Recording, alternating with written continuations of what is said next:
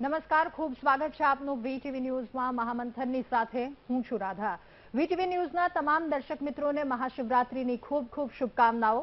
આ સાથે મહાપર્વ અને મહાપર્વમાં યુવાનો જે રીતે વળી રહ્યા છે, ધાર્મિકતા તરફ જે યુવાનો વળી રહ્યા છે એના વિશે વાત કરીશું, પરંતુ એ પહેલા વાત કરવી છે જ્ઞાન વિનાના ગુરુથી કોણ બચાવશે। જી હા, એવું કહેવાય છે કે ક્ષણ ક્ષણ સુધારે એ શિક્ષણ અને વર્તમાનમાં પરિવર્તન લાવે એ કેળવણી।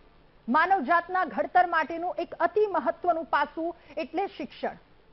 મનુષ્ય જાતિને નવો રાહ ચિંધનાર વ્યાસ, વાલ્મીકી, ચાણક્ય, ડોક્ટર સર્વપલ્લી રાધાકૃષ્ણ જેવા રત્નો એ શિક્ષણ જગતની ઉત્તમ ભેટ છે અને એ વખતનું શિક્ષણ અને માનવ ઘડતર પણ ઉત્તમ હતું। હવેની સ્થિતિ પર નજર કરીએ તો શું આપણે આપણી એ સર્વોચ્ચ રત્નો કે જેમણે રાહ ચિંધ્યો છે એ રાહ પર આગળ વધવામાં સાર્થક થયા છીએ ખરા? આ સવાલ થઈ રહ્યો છે અને આ સવાલ એટલા માટે થઈ રહ્યો છે કે એક શિક્ષકની આખી જિંદગી વિદ્યાર્થીઓના ઘડતરમાં જાય છે।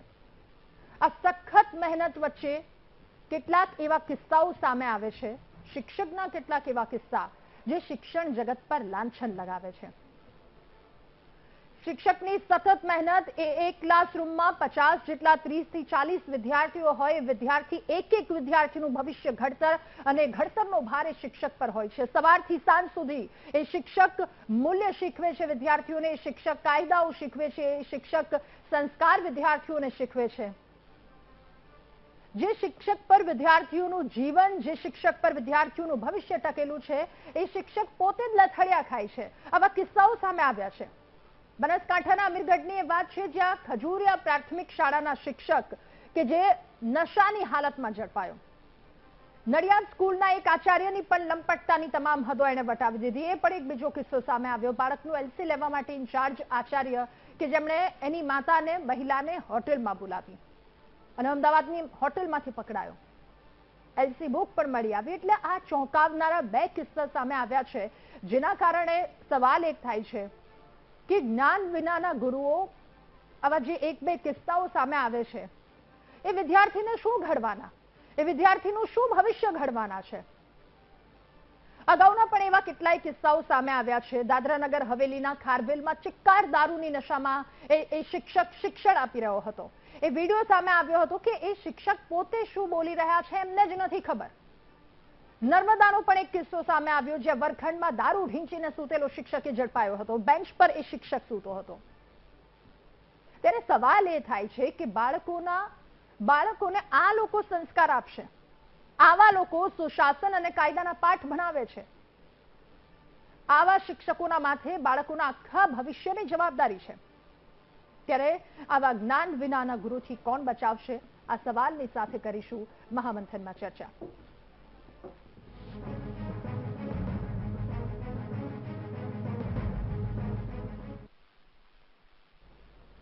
ત્યારે સૌથી પહેલા અમે બે અલગ અલગ દ્રશ્યો આપને બતાવી દઈએ આ બંને ઘટનાની। બાળકોના ઉજ્જવળ ભવિષ્ય માટે શિક્ષણનું એક ખૂબ મહત્વનું કામ હોય છે। શિક્ષકનું એને સારામાં સારું શિક્ષણ આપવામાં આવે, પરંતુ આ જ શિક્ષક જ્યારે લંપટતાની તમામ હદો વટાવે ત્યારે શિક્ષણ જગત માટે આ એક શરમજનક બાબત કહેવાય। નડિયાદની વાત છે કે જ્યાં સ્કૂલના આચાર્યએ બાળકનું એલસી લેવા માટે ઇન્ચાર્જ આચાર્યએ મહિલાને હોટેલમાં બોલાવી હતી। અયોગ્ય માંગણી એ મહિલા પાસે કરવામાં આવી। જ્યારે બીજો કિસ્સો બીજા દ્રશ્યમાં આપ જોઈ રહ્યા છો, બનાસકાંઠાની એ શાળાનો કિસ્સો છે। સરકારી શાળામાં શિક્ષક દારૂના રવાડે ચડી ગયા હોવાનું સામે આવ્યું। આ શિક્ષક નશાની હાલતમાં મળી આવતા ગ્રામજનો રોષે ભરાયા। ગામના લોકોએ પોલીસના હવાલે કર્યો, ત્યારબાદ કાર્યવાહી કરી, પરંતુ આવી જે ઘટનાઓ સામે આવી છે એ શિક્ષણ જગત માટે શરમજનક વાત છે। આ બંને કિસ્સાઓ અમદાવાદ અને બનાસકાંઠાનો આ બંને જે કિસ્સાઓ છે એ ઘણા બધા સવાલો ઉઠાવે છે, કારણ કે તમામ શિક્ષકો જે સતત મહેનત કરે છે, આખું વર્ષ વિદ્યાર્થીઓને ઘડવા માટેની જે મહેનત તેમના દ્વારા કરવામાં આવે છે, અને ત્યારબાદ ક્યાંક આવા કેટલાક કિસ્સાઓ સામે આવે છે, એ કિસ્સાઓ બધા પર એક ખૂબ મોટું પ્રશ્નાર્થ ચિહ્ન ઉભું કરી દે છે। પહેલું અમદાવાદની જે વાત છે, શાળા બદલવાની હતી અને એના કારણે એલસી લેવા માટે વિદ્યાર્થીની માતા એ મહિલા ત્યાં પહોંચી હતી અને મહિલાને હોટેલમાં આવો, ત્યાં એલસી આપીશું, અને એના કેટલાક સંબંધીઓ, પોલીસ પણ ત્યાં પહોંચી અને એલસીની આખી બુક ત્યાંથી મળી આવી છે। બીજી વાત બનાસકાંઠાની. બનાસકાંઠામાં પણ ચિત્કાર પીધેલી હાલતમાં એક શિક્ષક જોવા મળ્યો. ત્યારે શિક્ષણની આ ગરિમા લજવનારા કેટલાક કિસ્સાઓ સામે આવ્યા છે, જે ઘણા બધા સવાલો ઉઠવી રહ્યા છે.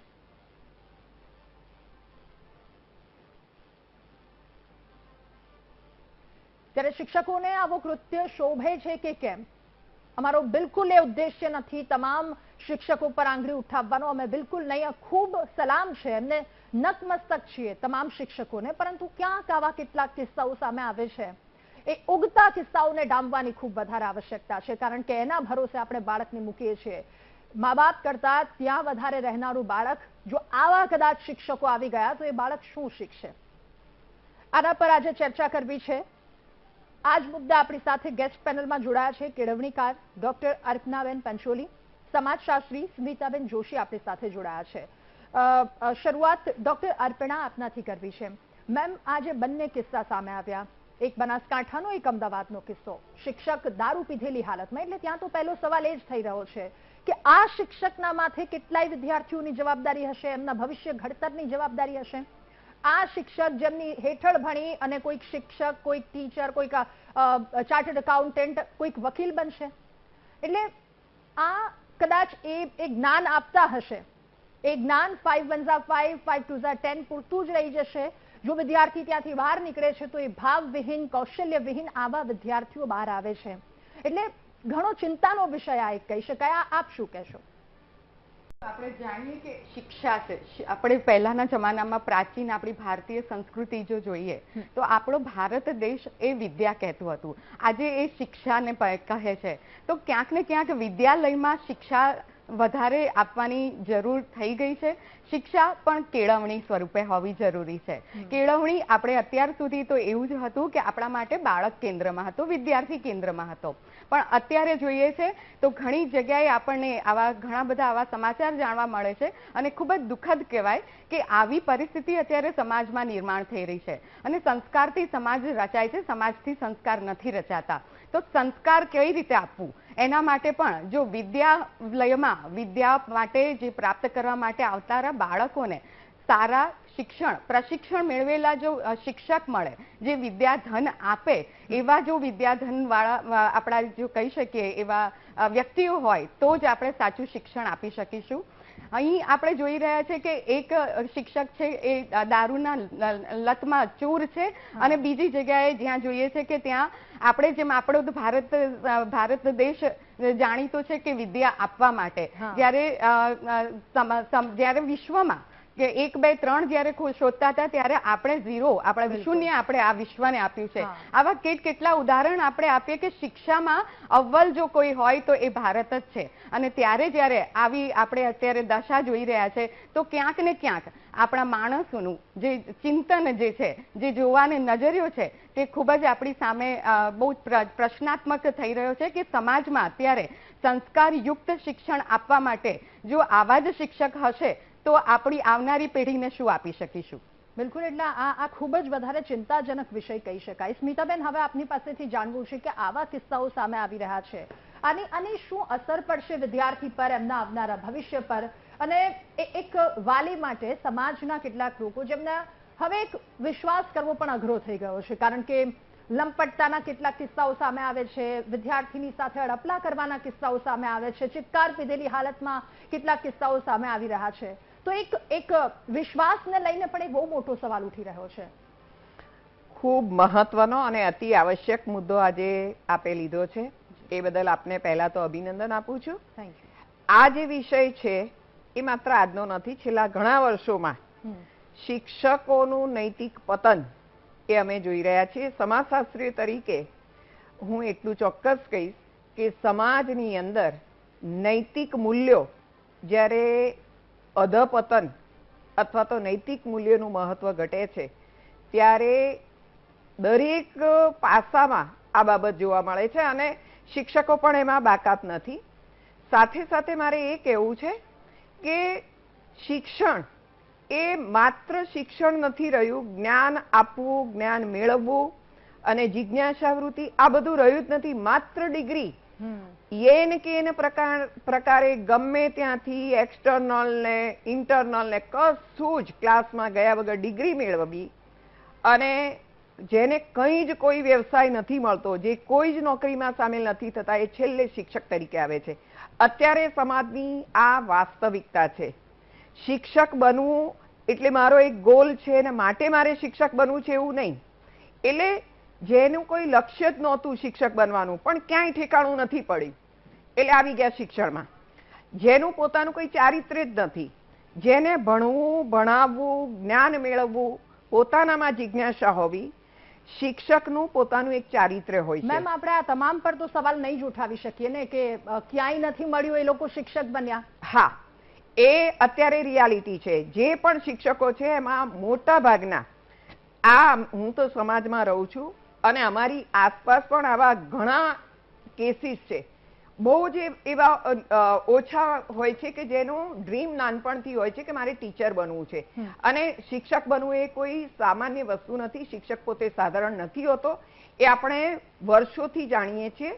અને સાધારણ નથી હોતો એનો મતલબ એ કે ચારિત્ર્યવાન હોય છે, એનામાં પોતામાં નૈતિકતા હોય છે. બાળકને જોઈને એનામાં વિકાર આવે, અથવા દારૂ કે દારૂ તો પછીની અત્યારની વાત છે, પણ મોઢામાં મસાલા ભરીને ક્લાસરૂમમાં ભણાવવા જતા કે સિગારેટ ફૂંકતા ફૂંકતા જતા હોય, અને આ પ્રકારના ચારિત્ર્ય, આ પ્રકારના વ્યક્તિત્વવાળા શિક્ષકો જ્યારે ક્લાસમાં જાય, અને ખાસ કરીને પ્રાથમિક કક્ષાના જે નાનું કુમળું બાળક, અમારા સોશિયોલોજીમાં તે જેને સમાજીકરણ કહે છે, કે જે એક બાળકમાંથી વ્યક્તિ બનવા જઈ રહ્યો છે, સમાજનો એક નાગરિક બનવા જઈ રહ્યો છે, જેનામાં આપણે નૈતિક મૂલ્યોને, સંસ્કૃતિનું શિક્ષણ એના દિલો દિમાગમાં સિંચન કરવાનું છે.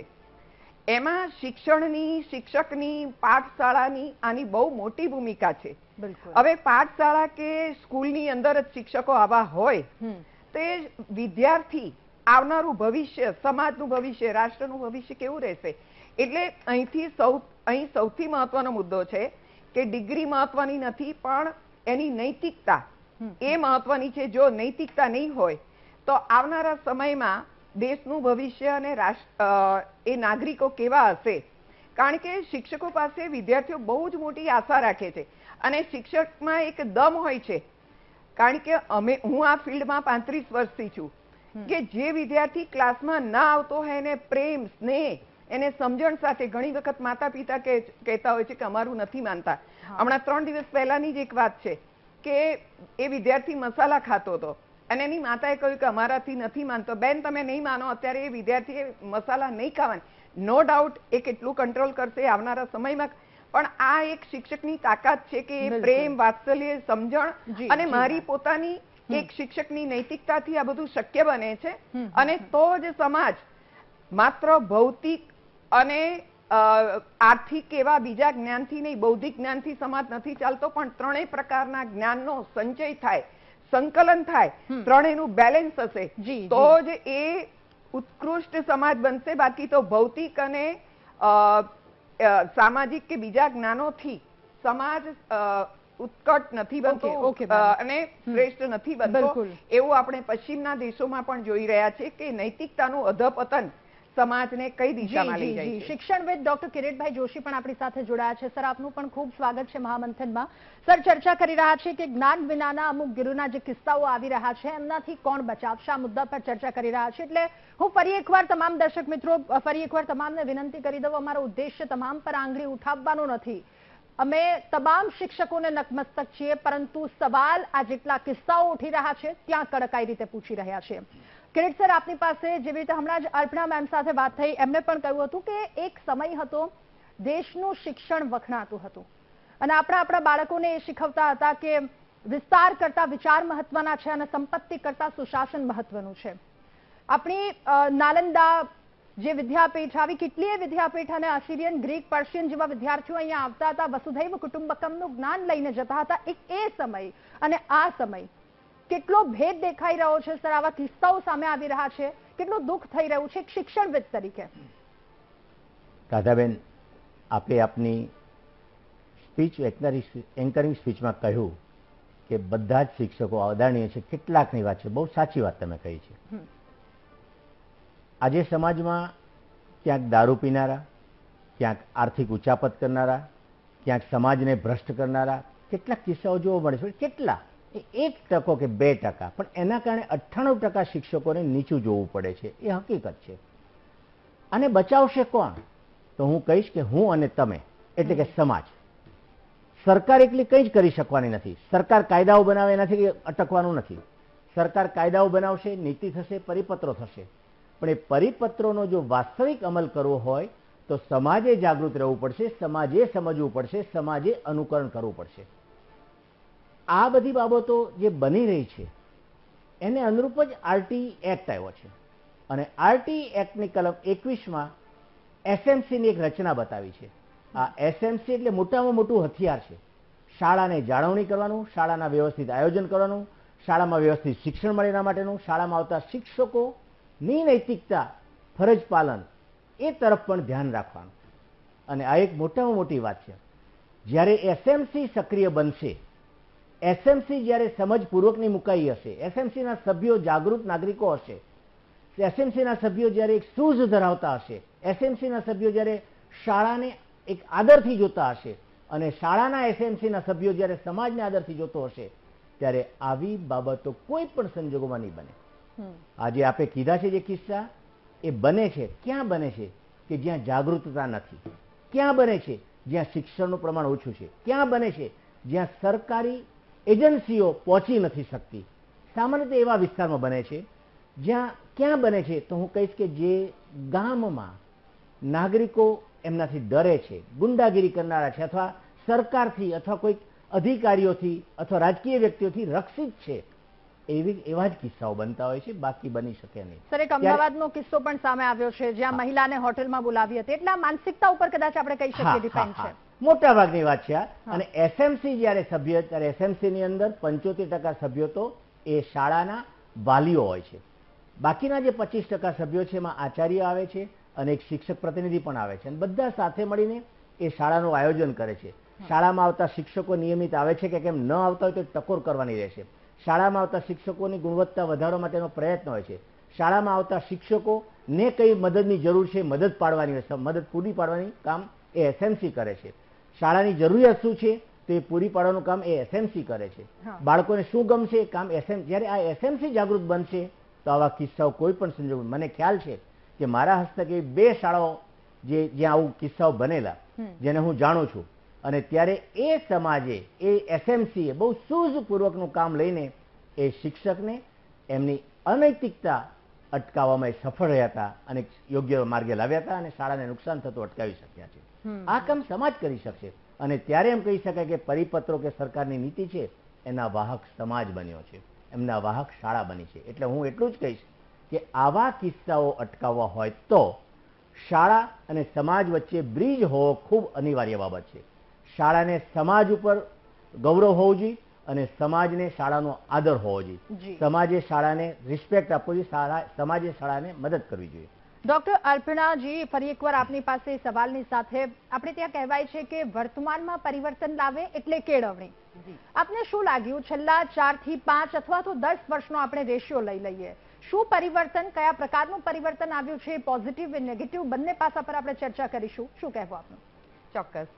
આપણે જે હમણાં સાંભળ્યું કે ડોક્ટર કિરીટભાઈ કહેતા હતા કે એનઈપી, નવી શિક્ષણ નીતિ અંતર્ગત પાછલા 10 વર્ષમાં જો આપણે જોઈએ તો ઘણા બધા પરિવર્તન આવેલા છે. જેમાં સૌથી મહત્વનું પરિવર્તન એ છે, જો શિક્ષક આપને બનવું હોય તો તેના લાયકાત માટે તમારે પ્રોફેશનલ ડિગ્રી એટલે કે પીટીસી, બીએડ કે એમએડ હોવા જરૂરી છે. તો એવા આપણે કહી શકીએ કે જે જ્યાં ન પહોંચે રવિ ત્યાં પહોંચે કવિ, અને જ્યાં ન પહોંચે કવિ ત્યાં પહોંચે અનુભવી. તો આપણે આવા અનુભવવાળા જો શિક્ષકો મળે તો ખૂબ જ સારું કાર્ય. આપણે જેટલું આપણે સંસ્કાર સિંચન કરવા માંગીએ છીએ, કારણ કે એક શાળા જ છે, જે વિદ્યાલય જ છે કે જેમાંથી બાળક હોય કે પછી શિક્ષક હોય તેમનું પોતાનું પણ સ્વ કેન્દ્રમાં રાખી અને પોતાનો એક સારા સમાજને સંસ્કાર સિંચનનું કરવાનું કાર્ય કરી શકીએ છીએ. સાથે સાથે એક જરૂરી બાબત એ છે કે આપણે હવે તો ઓનલાઈન ઘણી બધી આપણી પાસે સવલતો છે, અને એના માટે ઘણા બધા આપણે વોટ્સએપ થ્રુ પણ આપણે હવે તો પહોંચી શકાય છે. તો જ્યારે આપણને ક્યારે આવું નડતું હોય ત્યારે હંમેશા આપણે હવે સોશિયલ મીડિયા કે જેને આપણે વોટ્સએપ હોય કે કોઈ પણ આપણા સોફ્ટવેર થ્રુ આપણે એ કનેક્ટ કરી શકીએ છીએ. તો આપણે એ જોઈ શકીએ છીએ કે આટલો બધો જો અદ્યતન ટેકનોલોજી સાથે શિક્ષણ આપવામાં આવતું હોય તો ક્યાંક ને ક્યાંક જો આવું બનતું હોય તો સમાજને જાગૃત રહેવું જરૂરી છે. એ પછી ભલે સ્ત્રી હોય કે પુરુષ, કારણ કે જેન્ડર ઇક્વાલિટી હવે આપણા માટે એ પ્રશ્ન નથી અને ભારતનો પ્રશ્ન હતો પણ નહીં.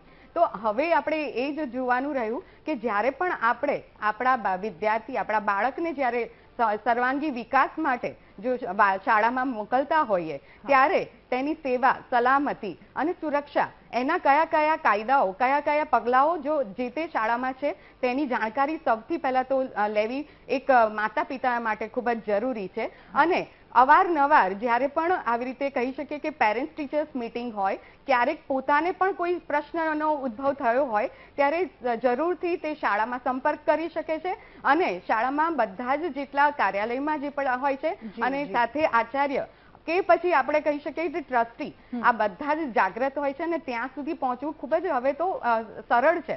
તો તે સૌ પગલા ધ્યાનમાં રાખીને સૌએ જાગૃત રહેવું જરૂરી છે. ઓકે કિરીટ સર, ફરી એકવાર આપની પાસે હવે એ સવાલ થઈ રહ્યો છે. આપે જણાવ્યું એક કડી, પરંતુ હવે વાત કરવું છે કે વાલીઓ કદાચ પેરેન્ટ્સ એવું વિચારતા હોય છે કે શિક્ષક પાસે જ્યારે બાળક મૂકી દીધું પછી એ શિક્ષક એમની જવાબદારી હોય છે, પરંતુ આમાં ક્યાં કોઈક એક કડી રહી જાય છે, એક ખૂટતી કડી કે જેના વિશે આપણે વિચારવું, એના પર ચર્ચા કરવી અને લોકોએ એ વસ્તુને અમલમાં મૂકવી ખૂબ વધારે આવશ્યક છે.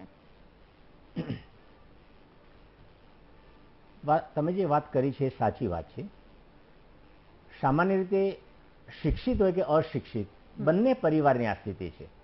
અશિક્ષિત સમજતા નથી, પરંતુ શાળાનું મહત્વ એ સમજે છે કે મારા બાળકને ભણાવવો જરૂરી છે. શિક્ષણ મેળવશે તો એની કારકિર્દી બનશે અને મજૂરીમાંથી છૂટશે અને અમારો પરિવાર સમૃદ્ધ બનશે. હું અભિનંદન આપીશ અને વંદન કરીશ આપણા તત્કાલીન મુખ્યમંત્રી નરેન્દ્રભાઈ મોદી સાહેબને કે જેઓએ પ્રવેશોત્સવ શરૂ કર્યો એના કારણે આ બાળકો શાળાએ આવતા થયા.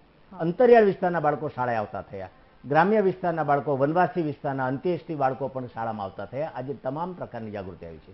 વાત મારી બીજી છે સાથે કે આ જે વાલીઓ સાથે શિક્ષિત વાલીઓની વાત કરીએ તો શિક્ષિત પણ સમજે છે, પણ શિક્ષિતની પાસે બિલકુલ સમય નથી. સવારથી સાંજ પતિ અને પત્ની એટલે કે માતા પિતા બંને નોકરી માટે જાય છે. બાળક શું કરે છે, ક્યાં જાય છે, કેવી રીતે કરે છે, શાળાનું શું પ્રદાન કંઈ જ જાણતા નથી.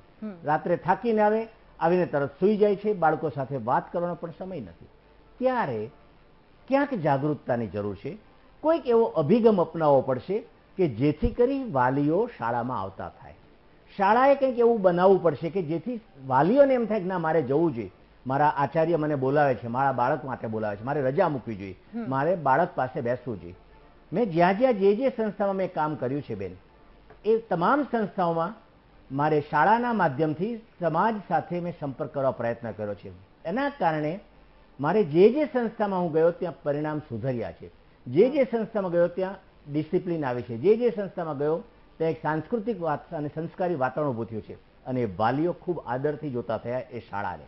કારણ એમને વિશ્વાસ બેઠો કે ના શાળા અમારા બાળકો માટે કરી રહ્યા છે. એટલે કે તમારો જે પ્રશ્ન હતો કે આ શું કરવું ખૂટતી કડી, તો ખૂટતી કડી પૂરી કરવાનું કામ શાળા અને શાળાના કેપ્ટન આચાર્ય જ કરી શકે અને મેનેજમેન્ટ એમાં મદદરૂપ થઈ શકે. જ્યારે મેનેજમેન્ટ એક જાગૃત હશે, મેનેજમેન્ટ જ્યારે સદવિચાર ધરાવતું હશે, મેનેજમેન્ટ પાસે એક રચનાત્મક વિચાર, શૈક્ષણિક વિચાર હશે, શૈક્ષણિક સૂઝ હશે, ત્યારે મેનેજમેન્ટ અને આચાર્ય અને કોઈ સંસ્થામાં ડાયરેક્ટર હોય ત્યારે બધાનું એક સંકલન થાય છે અને સંકલન થઈને એક ઉત્તમ વાતાવરણ ઊભું થઈ શકે અને જે આપે કીધી એ સમસ્યા દૂર થઈ શકે. ઓકે સ્મિતા મેમ, હવે જે આ બધા કિસ્સાઓ સામે આવી રહ્યા છે, તો ક્યાંક આવા કિસ્સાઓ સામે આવ્યા પછી અથવા તો જે સ્કૂલમાં આવા કિસ્સાઓ નથી થયા, જે વાલીઓએ ખાલી આ વાત સાંભળી છે, હવે અહીંયા સવાલ આવી રહ્યો છે એક વિશ્વાસનો. ક્યાંક ને ક્યાંક મનના સાતમે ખૂણે એક સવાલ તો થશે જ કે વિદ્યાર્થીને જ્યાં મૂકી રહ્યા છે એ સેફ તો છે ને, એ સિક્યોર તો છે ને, તો આ વાલીઓના મનમાં જે આ ચિંતા છે એને કેવી રીતે દૂર કરી શકાય? ડોક્ટર કિરીટભાઈએ જે કહ્યું એ જ મુદ્દો મારો છે કે દરેકે દરેક શાળા હોય કે કોલેજ હોય ત્યાંનું વાતાવરણ એટલે કે શિક્ષકો, ત્યાંના પ્રિન્સિપાલ, ટ્રસ્ટી હોય તો તે અને કેમ્પસ ડાયરેક્ટર હોય તો કેટલીક સંસ્થાઓમાં એક લેટર બોક્સ હોય છે કે જેમાં પોતાની સમસ્યા વિશે એક ચિઠ્ઠી મૂકી શકાય. અત્યારે આ બહુ જરૂરી છે. કેટલીક કોલેજોમાં અને સંસ્થાઓમાં મેં જોયા છે, જેથી કરીને એ માની લો કે ફરિયાદ કરતા ડરતા હોય તો એ લેટર બોક્સ સંસ્થાના વડાઓ કે જેની ઉપર બધાને ભરોસો હોય છે, તો સંસ્થાના વડા તરીકે આ બહુ જ મહત્વનું છે. એમની ઉમદા ફરજ છે કે બધાનો વિશ્વાસ સંપાદિત રાખવો. કેટલીક સંસ્થાઓ, હું પોતે યુનિવર્સિટી આઈસીસી કન્વીનર રહી ચૂકી છું. વર્તમાનમાં પણ ઘણી બધી સંસ્થાઓમાં ઇન્ટરનલ હેરેસમેન્ટ કમિટીની હું કન્વીનર છું, અને મારી તપાસમાં મેં પોતે જોયું છે કે કેટલીક સંસ્થાના વડાઓ પોતે આવા શિક્ષકો કે અધ્યાપકોને છાવરતા હોય છે. તો ત્યાં સવાલ નૈતિકતાનો, વિશ્વાસનો, શ્રદ્ધાનો અને ભરોસાનો આવે છે. તો બહુ જ મહત્વનું છે કે જે તે શિક્ષકને બચાવવા માટે થઈને, અથવા તો એ ભવિષ્યમાં આવું નહીં કરે એ પ્રકારનું આશ્વાસન આપીને એની સામે કોઈ જ પગલાં લેવામાં આવતા નથી. એવા ઘણા કેસ મારી સામે છે. તો સવાલ એ છે કે જ્યારે આવી ઘટના બને ત્યારે કોઈ પણ પ્રકારની સહાનુભૂતિ કે એના માટે ભવિષ્યમાં સુધરશે કે એ પ્રકારનું રાખ્યા વગર આવા શિક્ષકો પ્રત્યે સખતમાં સખત પગલાં લેવા જોઈએ. અને અહીંયા કહેવાનો મતલબ શાળાનું નામ ખરાબ થશે. અને અહીંયા મારે ફરી એકવાર કહેવું છે કે આ એકાએક થતું વર્તન નથી. દરેક સંસ્થાની અંદર ધૂમ્રપાન હોય કે નશીલા દ્રવ્યોના વ્યસન સાથે કોઈ પણ કર્મચારી કે શિક્ષક આવે એ ખબર જ હોય છે, શિક્ષકોને ખબર હોય છે, આચાર્યને. કારણ કે આ કોઈ પહેલીવાર બનતી ઘટના નથી હોતી જેને નશાની કે સ્મોકિંગની કે ધૂમ્રપાનની આદત હોય, છીછોરા વર્તનની આદત હોય, કે જેનું ચારિત્ર્ય થોડું ઉતરતી કક્ષાનું હોય. આ બધું જ એના સહકર્મીઓ પણ જાણતા હોય છે, પ્રિન્સિપાલને પણ નાની મોટી આવી રજૂઆતો થતી જ હોય છે.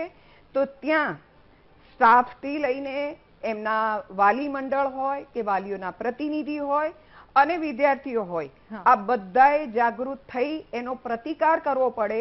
માની લો કે ટ્રસ્ટીઓ કે આચાર્ય એનો બચાવ કરતા હોય તો ત્યાં સહેજ પણ મચક આપવાની જરૂર નથી, અને તો જ એક પ્રકારનું સખત અને જાગૃત લોકોનું વાતાવરણ ઊભું થશે. બાકી આમાં તો આ ચેપી રોગ છે કે એકને મજા આવી, બીજા પણ નશો કરીને આવશે, બીજી કોઈ દીકરીને બીજા કોઈને બીજી રીતે હેરાન કરશે, અને આખું શિક્ષણ જગતને બદનામ થાય, અથવા તો બધા જ શિક્ષકો માટે એક લેબલ લાગી જાય. એ પ્રકારનું વર્તન રોકવું હોય તો બધાએ જાગૃત બનવું પડશે, અને આ જરૂરી છે. કિરીટ સર, સવાલ અહીંયા એ પણ થઈ રહ્યો છે કે આજે કિસ્સાઓ આજે સામે બનાસકાંઠાનો જે છે કે ચિત્કાર પીધેલી હાલતમાં આ શિક્ષક આવ્યો, એટલે અહીંયા વાત એ છે કે પહેલી વખત તો આણે આવું કર્યું જ નહીં હોય. ક્યાં કોઈક અગાઉ પણ એવી શંકા ગઈ હશે કે આ નશાના રવાડે છે, આ આવી રીતે છે. તો આ કેટલી મોટી બેદરકારી કહેવાય જો આ વસ્તુ સામે આવ્યું છે અને તેમ છતાંય ઢાંકવાનો પ્રયાસ કર્યો છે. એટલા માટે કેમ કે સ્કૂલનું નામ ખરાબ થાય છે, એટલા માટે કેમ કે એ શિક્ષકની સાથે સારા સંબંધ છે. એ દાદરા નગર હવેલીની પણ એક વિડીયો સામે આવ્યો હતો થોડા સમય પહેલા કે જ્યાં ચિત્કાર પીધેલી હાલતમાં એ શિક્ષક શું બોલે છે એ ખબર નથી અને એ શિક્ષક ભણાવી રહ્યા છે. શાળાની બેન્ચ પર સૂતેલા એક શિક્ષકનો પણ વિડીયો સામે આવ્યો છે. તો આમાં ક્યાં કંઈક વસ્તુ ખોટી રહી છે, અથવા તો કેવડી મોટી બેદરકારી કહી શકાય? સર રાધાબેન, આપે શાળાની પ્રતિષ્ઠાને હાનિ પહોંચાડતી બાબતોને આજે ઉજાગર કરી છે. શાળા એક સરસ્વતીનું મંદિર છે, એમાં વિદ્યાર્થીઓ એક ભગવાનના સ્વરૂપે છે, અને એમની પૂજા શિક્ષકોએ અને મેનેજમેન્ટે કરવાની છે. એ પૂજારીતાના સ્થાને છે. પણ છતાં જ્યારે આવા પૂજારી મળી જાય છે ત્યારે કોઈ પણ સંજોગોમાં એ વાલીઓથી અજાણ હોતું નથી, કારણ કે બાળકો પણ ઓળખી જાય છે કે આ શિક્ષક નશો કરીને આવ્યા છે, આ શિક્ષક મોડા આવે છે, આ શિક્ષક આવું વર્તન કરે છે, આ શિક્ષક અમારી પાસે ખોટા રૂપિયા ઉઘરાવે છે, આ શિક્ષક ટ્યુશન માટેનો ફોર્સ કરે છે અને જુદું વર્તન કરે છે. આ બાળકો ઘરે જઈને વાત કરે જ છે. જ્યારે વાલીઓને ખ્યાલ આવે ત્યારે વાલીઓએ સૌથી પહેલા સવિનય આચાર્ય પાસે જવું જોઈએ કે આપણા શિક્ષકમાં અમને શંકા છે ને આ પ્રકારનું વર્તન છે.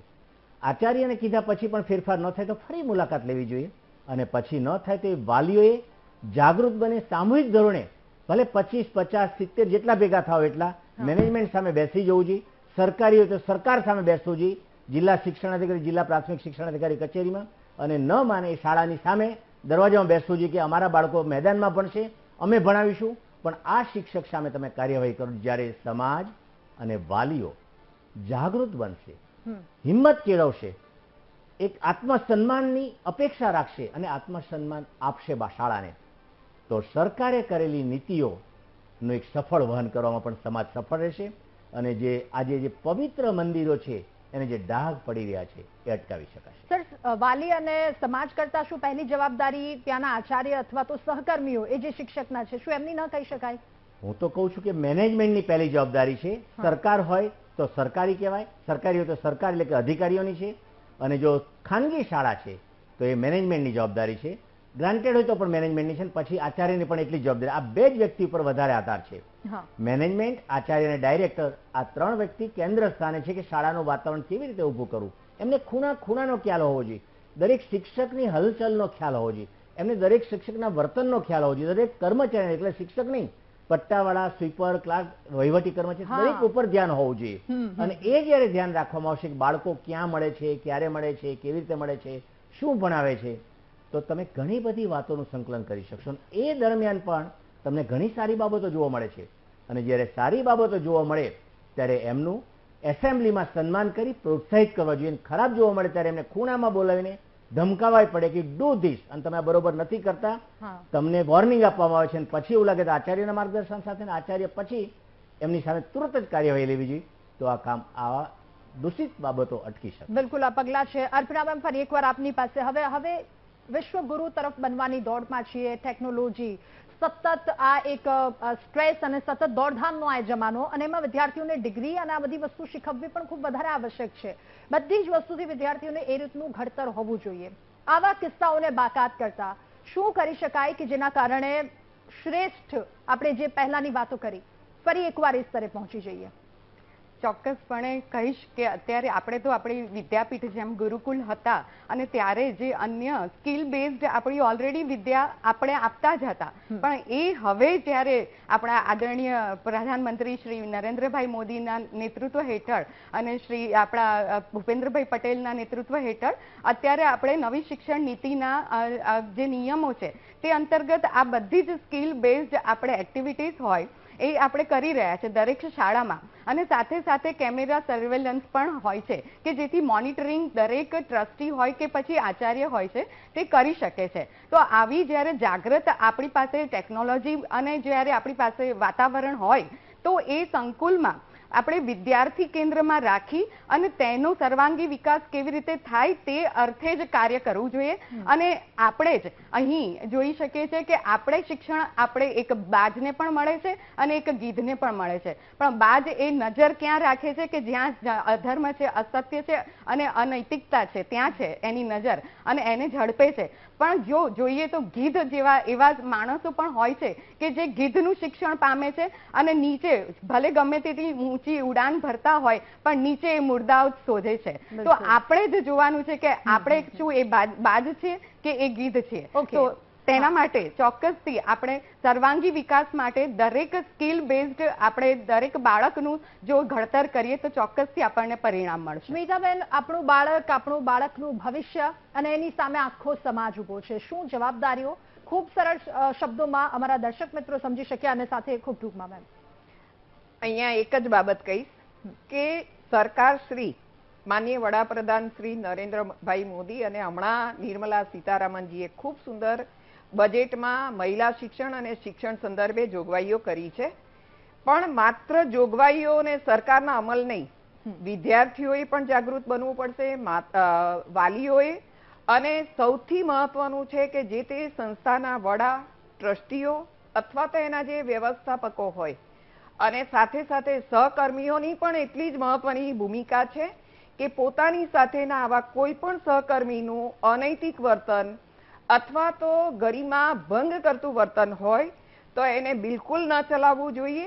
અને પ્રિન્સિપાલ કે ટ્રસ્ટીઓની બહુ જ મહત્વની ભૂમિકા છે કે આવા લોકો પ્રત્યે બિલકુલ સહાનુભૂતિ, મૈત્રી ભાવ, લેટ ગો આવું ન ચલાવવું જોઈએ. કારણ કે એક વ્યક્તિના કારણે એક સડેલી કેરી આખા ટોપલાની દશા બગાડે છે.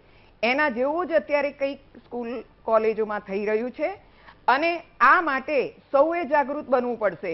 સરકારશ્રીની વિવિધ યોજનાઓ, નીતિઓ, જોગવાઈઓ ખૂબ સુંદર છે, પણ એના અમલ માટે આપણે પણ એટલું જ જાગૃત બનવું પડશે. અને સૌ વાલી મિત્રોને મારી નમ્ર અરજ છે કે પોતાનું બાળક જ્યાં ભણવા જાય છે એનો માહોલ કેવો છે, એમની સાથે વાતચીત કરો, એમના શિક્ષકનું વર્તન કેવું છે.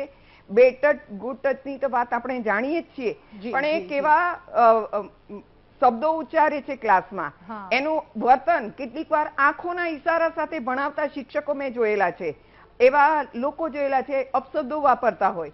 તો આવું કંઈ પણ થઈ રહ્યું હોય તો બાળકોએ પણ વાલીઓને કહેવું જોઈએ, વાલીઓએ પણ એની આગળ રજૂઆત કરવી જોઈએ.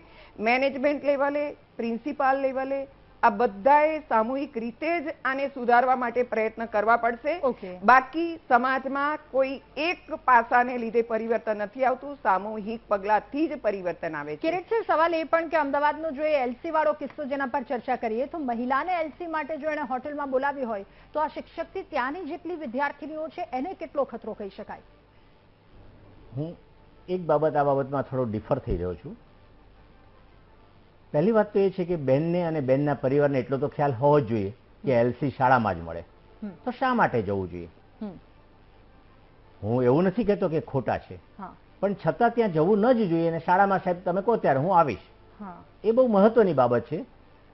એટલે કેટલા એંગલથી શું છે એ દરેકે વિચારો. ક્યારેક એવું બનતું હોય છે, કોઈક વખત આમાં શું છે આઈ ડોન્ટ નો, જે થયું છે ખરાબ જ થયું છે, પણ છતાં ક્યારેક એવા કિસ્સાઓ પણ મેં જોયા છે કે જ્યાં મહિલા પોતાના સ્વાર્થ માટે એ સંસ્થાના વડાને, સંસ્થાના મેનેજમેન્ટને હેરાન કરતા અચકાતા નથી. ખોટી વાત આ બાબતમાં એવું નથી, હું ફરીવાર બોલી રહ્યો છું, પણ આવું થતાં પણ મેં કિસ્સા જોયા છે કે એક માનસિક ત્રાસ ઊભો કરવા માટે ખોટા બ્લેમ કરવા, ખોટું કરવું, આવું કંઈક વિડીયો ઊભા કરવા, આવી વસ્તુઓ બને છે. એટલે આવી બાબતમાં પણ જોવું જોઈએ. પણ હું એવું કહીશ કે સન્માનનીય મહિલાઓએ ખ્યાલ હોવો જોઈએ કે અમારે ક્યારે જવું, ક્યાં જવું, કેટલા સમય જવું, આ પણ કાળજી લેવી જોઈએ. એનો અર્થ એવો નથી કે આપણે ડરવાની જરૂર છે. નિર્ભય બનીને તમે જાઓ અને જે આપણે કરવાનું હોય, જે સમય જવાનું ત્યાં આપણે માગી લેવાનું, આપવું જોઈએ. સર, અંતિમ સવાલ આપને એ પૂછવો છે આ મુદ્દા પર આપને અંતિમ પ્રતિક્રિયા સાથે. જે સવાલ અગાઉ પૂછ્યો કે એક તરફ બાળકોનું ભવિષ્ય, બીજી તરફ શિક્ષકો, ત્રીજી તરફ આવા કિસ્સા, આ બધી જ પરિસ્થિતિમાં સર્વશ્રેષ્ઠ શિક્ષણ કેવી રીતે આપી શકીએ, સાથે આ મુદ્દા પર આપની અંતિમ પ્રતિક્રિયા પણ. બહુ જ મહત્વની વાત કરી. સંસ્થાના ડાયરેક્ટર અને આચાર્ય એક એમનું હાર્દ છે. એમના વિચારો, એમનું આયોજન, એમની સૂઝ એ સંસ્થાના વિદ્યાર્થીઓને કેળવી શકે છે.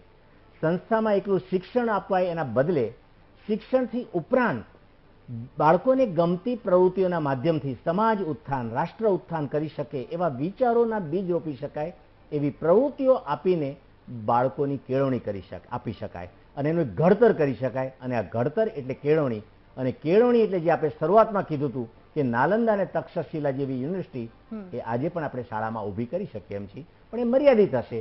અને આ જ્યારે આવા પ્રકારના નેતૃત્વ જ્યારે શાળાઓમાં હશે ત્યારે હું એમ માનું છું કે શાળાના બાળકોને સંતોષ હશે, શાળાના કર્મચારીઓને સંતોષ હશે અને શાળાના વાલીઓને પણ સંતોષ હશે. અને જ્યારે આવું હોય ત્યારે સંસ્થા ઉત્તમ બની રહે છે એવું હું માનું છું. આપ સૌનો ખૂબ આભાર મહામંથનમાં અમારી સાથે જોડાવા બદલ, આ મુદ્દા પર ચર્ચા કરવા બદલ, સમાજની એક નવી દિશા, એક નવો રાહ ચીંધવા બદલ આભાર આપનો. એટલે એક સમય હતો જ્યારે આપણે આપણા શિક્ષકોને અત્યારે યાદ કરીએ છીએ તોય માથું ગર્વથી ઊંચું થઈ જાય છે. એ શિક્ષકો અને શિક્ષકને ઈશ્વર તુલ્ય માનીએ છીએ એ તમામ શિક્ષકોને. પરંતુ આજના કેટલાક આવા કિસ્સા સામે આવ્યા છે. એ કિસ્સાની સામે કડક સવાલો છે, એની સામે કડક કાર્યવાહી પણ થવી જોઈએ. વાલી તરીકે, સમાજના લોકો તરીકે આપણી પણ ક્યાંક કેટલીક જવાબદારી બની રહી છે જે આપણે ક્યાં ચૂકી રહ્યા છીએ અને આવા કિસ્સાઓ સામે આવી રહ્યા છે. આશા કે હવે આવા કિસ્સા સામે ના આવે, ઘટે અને આ જેટલા સામે આવ્યા છે એના પર કડક કાર્યવાહી કરવામાં આવે.